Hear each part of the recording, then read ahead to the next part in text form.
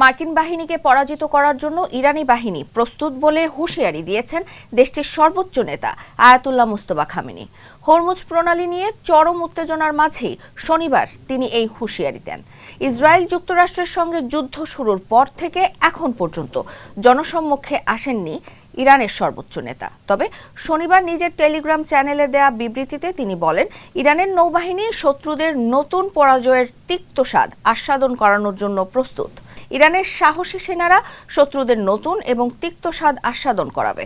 Israel ও যুক্তরাষ্ট্রের স্বার্থ লক্ষ্য করে চালানো ড্রোন হামলার প্রশংসা করে ইরানের সর্বোচ্চ নেতা বলেন, ইরানের সেনাবাহিনী যুক্তরাষ্ট্র ও ইসরায়েলের দুর্বলতা এবং অপমানিত হওয়ার বিষয়টি বিশ্ববাসীর সামনে উন্মোচন করেছে।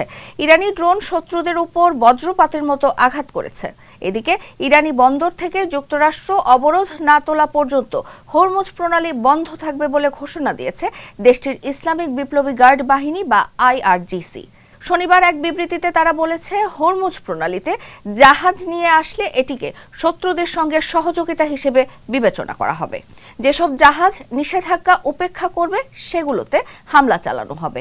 গেল শুক্রবার ইরান আনুষ্ঠানিকভাবে হরমুজ প্রণালী খুলে দেয়, কিন্তু যুক্তরাষ্ট্র তাদের অবরোধ অব্যাহত রাখে। এরপর পাল্টা ব্যবস্থা হিসেবে শনিবার আবারও গুরুত্বপূর্ণ এই প্রণালীটি বন্ধ করে দেয় তেহরান। ইরান সাফ জানিয়ে দিয়েছে, যুক্তরাষ্ট্রের অবরোধ প্রত্যাহার না হওয়া পর্যন্ত হরমুজ প্রণালী বন্ধ থাকবে।